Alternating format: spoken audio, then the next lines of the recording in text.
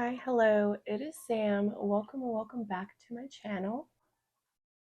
Good morning, good evening, whatever time of day it is where you are. How are you doing? I realize, to my recollection, I've never done a wish list video. I could be wrong. I'll correct myself on the screen if I'm wrong, but I don't think I've ever done a wish list video. I don't know. So I figured why not sit down and do a proper wish list video with you guys. So I have this ancient prehistoric device here. This is a piece of history. It's like an iPhone 7. It still has a button, like a proper button, if that tells you anything. Because I use my current iPhone for filming purposes, obviously, I made my list in the notes on this phone, and I'm going to be pulling that up as well as photos to look at as I'm talking to you, and I will be putting said photos on the screen. I'm going to scooch over a bit, and the photos of the plants we are discussing today will be on the screen right here. Maybe you guys have some of the same wish list plants. Maybe you've never heard of some of these plants and you can add them to your wish list as well. I have some pretty cool ones on here. I think there's around 10 to 12-ish. So let's go ahead and start. I'm going to scooch. Okay. Keep in mind these really aren't in any particular order. It's just, and I do have more wish list plants aside from this. I just kind of had to put this together really quickly, and I was having some mishaps with this phone deleting my notes after I made my entire list, and that was an issue. We're going to start strong with an Antherium. We're going to start with Antherium Vorum. I did actually have a small Antherium Vorum a few years back, and I just adored that plant. I sold it. I've done this with so many plants that I have later came to regret. I sold my Antherium Vorum, and it had just started growing too because it was a little starter. This plant has been pretty high up in the price range for all of these years.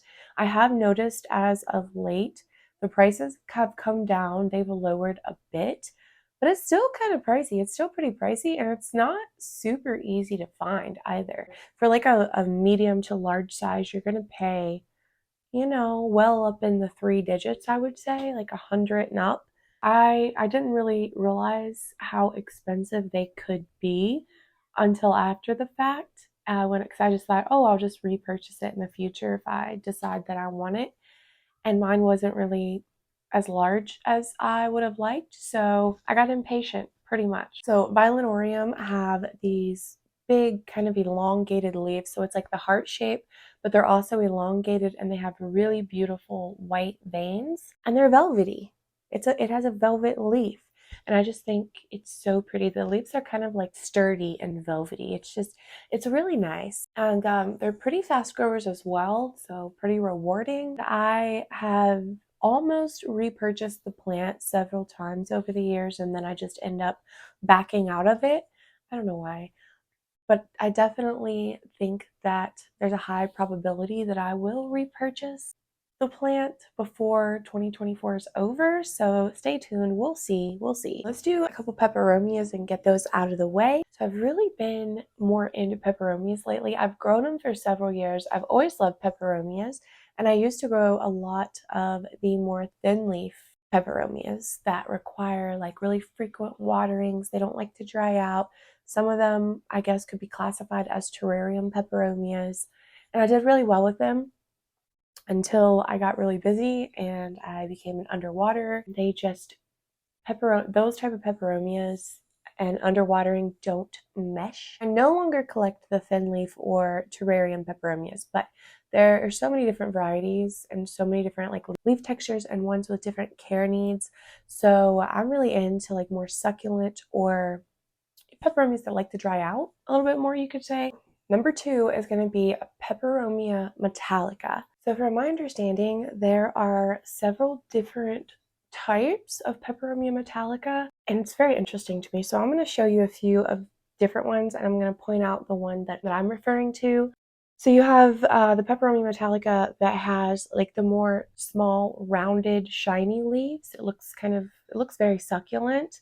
That one's cute. I would like to have that one as well, but that's not really the one that is pulling me in. That's not the one I placed on my wish list. The one that I'm specifically talking about that's on this wish list is the one with the elongated leaves, and it has a pattern on the foliage as well. So there's that one. I'm going to put this as a 2-for-1. And then there's one called Peperomia Harmonies High Voltage. And this is supposedly a type of Metallica. And it's a variegated. So it's the elongated version, but it's variegated. Yeah. So I would like to have both the variegated and the non-variegated version of that Peperomia Metallica. I just find them so beautiful. I've been seeing them pop up a lot more lately, kind of like when I'm scrolling on Etsy or just looking in general for different types of Peperomia. And every time I see them, I have to like pause for a moment and just kind of like, wow, that is beautiful. And they are quite inexpensive. Well, I guess they're kind of expensive for Peperomia, but for a wish list plant, I guess. They're affordable. I don't know what it is about them. I love the look of them. So I love Peperomia, but I really like ones that look unique and different and just have certain characteristics about them. Now I have been looking into the care, and some of the types of Metallica can be more finicky and hard to grow, apparently, which is a little bit disheartening. So I don't know. I don't know when exactly I'm going to feel comfortable enough to bite the bullet just for that fact. It would break my heart if I got it finally and then lost it. So that was kind of like a 2-for-1. The next Peperomia is pretty new to my wish list because I didn't know it was a thing. I'm constantly on Etsy looking at different plants and stuff, like constantly. One of my favorite hobbies, brought to you by Boardroom. Did you guys know there is a Peperomia polybotra variegated? Variegata. Do what? Since when? It's fun because so many of these plants that have been around, been common for years, are now coming out with variegated versions. And I am a sucker for variegated plants. I just love it. There could be a plant that's all green that I really don't care anything about, and you give me that same plant with variegation, all of a sudden I'm a huge fan. I'm the biggest fan. I want it. I need it. Give it to me. I like Peperomia polybotra. Don't get me wrong. I really do. Like the raindrop Peperomia with the big old fat juicy leaves. I really like that plant.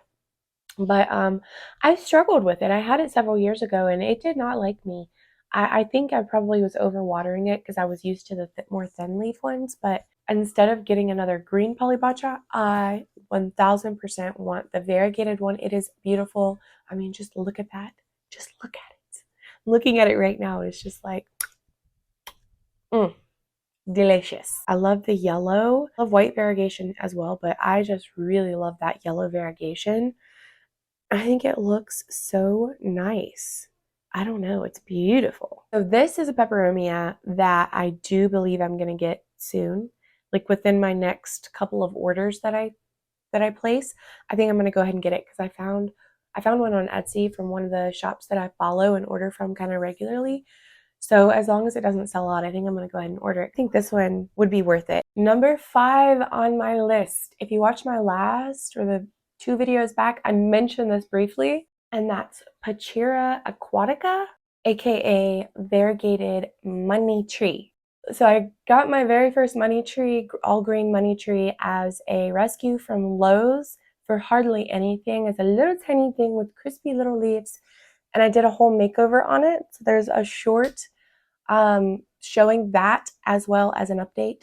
And then I showed it 2 videos ago for the first time on my channel. I don't know how long and how big it's gotten and how lovely he is. Just kind of talked about how much I didn't know I was going to love the plant. I'd never had one before, and I've just absolutely fallen head over heels for this money tree. I really want a variegated one. The variegated ones are just breathtaking for obvious reasons. I mean, look at that stunning white variegation, and the variegation, like that's something I like about it too, is so prominent. I love sectorial variegation, don't get me wrong, but I love the white and the green, like spotted look. It looks so cool. And so yeah, I see one there with actual sectorial variegation. I don't see those typically whenever I'm looking at this plant. okay, I need one of both. I need a sectorial and the splashy one. I just think it is such a stunner and so different and unique looking. Like, you definitely do not see that type of variegation on that specific type of leaf very often. And so it's definitely a rare one. It's one of the more rare plants on this list. I'm obsessed with it. This is one that I do truly hope to be able to acquire. There seems to be still pretty expensive, like right around $200 at least, like minimum kind of. So I don't know. I'll keep you posted on what I find, and I'll definitely do an unboxing. You already know I will if I end up getting it. Fell in love from like love at first sight type shit, okay? We had to add that one. I believe we're at number 6 now, and that is going to be a variegated Alocasia fry deck. Are we noticing a pattern here with the variegated? I love variegated plants, y'all. So this one's a little bit like, I'm unsure how to feel. I definitely am a fan of the green Alocasia fry deck. I love that plant. 4 or 5 years ago, that was like top of my wish list for a period of time. And Sarah actually sent me one. I think it might have been our very first ever plant swap that we did. Yeah, as you guys probably know, Alocasia in general are just spider mite magnets. Like, a lot of aeroids are spider mite magnets. With the Alocasia, there's just something in their genetics, I think, that they just come with spider mites. I don't know. You can't keep the mites off of those plants. I'm very picky and choosy with what specific types of Alocasia I will bring in because I love so many of them. There are so many Alocasia that I would love to have and love to have on my wish list, but I really pick my battles with those. It has to be one that's really worth me battling it out with the mites for to get it, because even if I isolate it all by itself, away from the rest of the plants, it's always covered in mites. They did end up taking out my little baby fry deck. I lost it and it was gone, and that was that. And so I remember whenever I learned about the variegated fry deck, I fell in love with it instantly. I mean, because it is gorgeous. But now that it's been a few years since the green fry deck broke my heart, and the prices are, they're pretty decent. They're okay now for what it is. I am considering bringing one into my collection in the near future.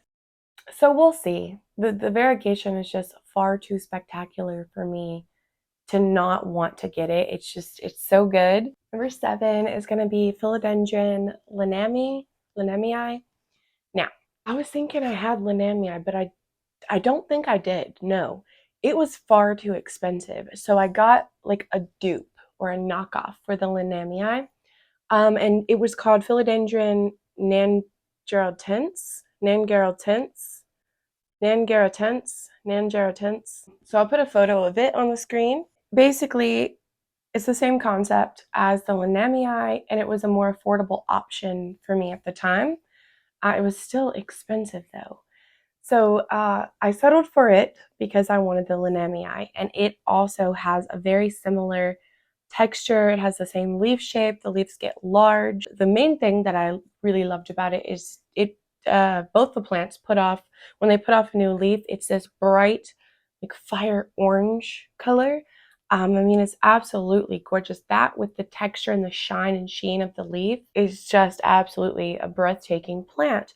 And they look very, very similar. The Lami definitely is, the preferred plant for me. So I'm thinking, like, trying to think back, because for some reason I thought I had the Lami, but I don't think I ever did. I've never gotten it. So that was the closest I ever got to her.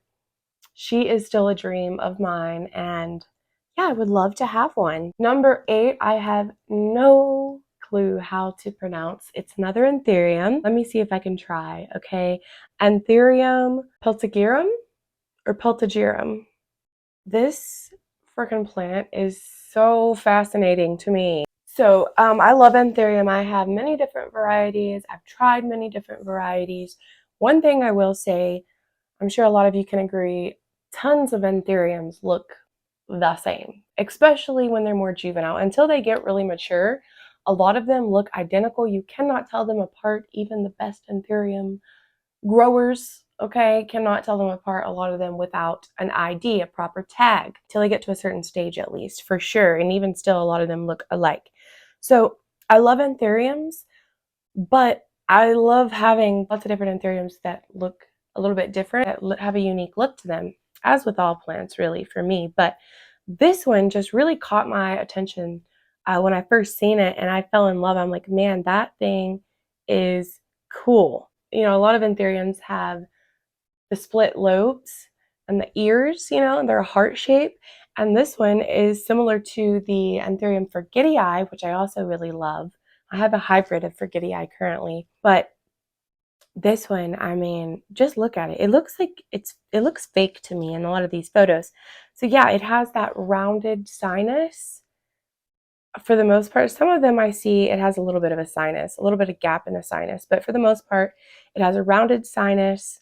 The rippling on it, very cool. Like I would love to just kind of like grab a hold and feel the foliage on this one because it just, I've never seen one in person, so I can't say how it feels, but I can imagine, and I think this would be one that I would have to walk by and kind of like touch all the time. It's really interesting to me. And the price is pretty decent. I mean, I don't have to like sell a kidney or anything, so that's nice. As I said, this is just one of those anthuriums that doesn't have the velvet or the felted leaf. It doesn't have the cute little sinus, the little ears. It doesn't have the striking veination or like the sparkly glitter. Though many anthurium collectors, like that's why they love anthuriums, is for those reasons. It's definitely a fact that there's so many different types and varieties of anthurium that have all of those characteristics. So I really like the ones that have different characteristics, and this is one of them. I just think it's cool. And it looks like the leaves, like whenever they're more juvenile, the leaves are kind of more rounded. And then as they get more mature, the leaves get more elongated, almost get like a little tail at the end. And I just think it is the coolest looking thing. Antherium Pachira, definitely on there. This one, oh my gosh. Okay, number 9 on my list. This one I must have immediately. I must have immediately. Oh my gosh. I feel like some of you guys may have never seen this one before. I hadn't until recently. Hoya Omina SP Red Sumatra.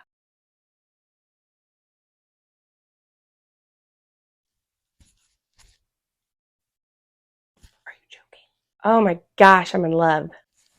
This is another one that I should have put it at the top. If I were doing these like in order from the ones I want the most, or maybe like at the end, if I was going to do like a countdown to my most favorite, it's almost at the end. I should have put it as number, the last one, whatever that is. Do you see that? Like, again, with the dark foliage and like the black leaf, the goth plants, whatever you want to call them, this would be perfect for Halloween. I love Hoya Omina, okay? There's so many varieties of Hoya Omina that I really want, but the reason that honestly, the reason that I don't get them is just because they're not really difficult so much. You have to stay on top of your watering with them. They have to be watered pretty frequently, similar to Calathea. And if you skip out on waterings, they are really dramatic and are kind of like a peace lily even. They'll crisp up all their leaves, and they are resilient in the sense, from what I've noticed anyway, that they will grow back. Like, you can kill them off multiple times and they will come back. They'll restart themselves, but it's just really stressful on the plant and the plant parent, I would say. That's why I don't have like 15 different Hoya Omina varieties right now, because I love them. I think they're so gorgeous. This is one that I will sacrifice my skimpy watering schedule for. Like, I will switch it up for this plant. And they appear to have the red abaxials, so the red undersides of the leaf, which I am also a known sucker for. So it has everything really, like a beautiful leaf shape. I love, like, the leaves look almost pillowy. I don't know if pillowy is the right word for it, but all of the little tiny lines, so pronounced and just like gorgeous. They also look like kind of shiny in a sense. I'd really be interested in what these leaves, what they feel like. And then some of them appear to have like the red line going down the center of the leaf. And then the red abaxials. I mean, that is just, what a plant. Out of all of these, this is one that I feel like I'm gonna have to get sooner rather than later. Like, this is one I feel like I genuinely can't really wait because I'm just so infatuated.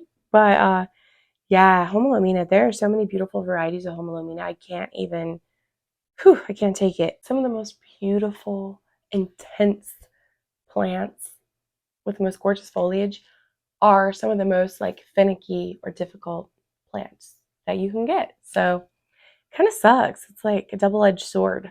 Okay, we do have a Hoya. I guess this will be number 10. Hoya Matada Red. Oh my goodness, this plant is beautiful. This Hoya is so good, you guys. Again, similar to Antherium, I love Hoya. I grow many different types of Hoya, and there's many that I would love to have and that I probably will have eventually.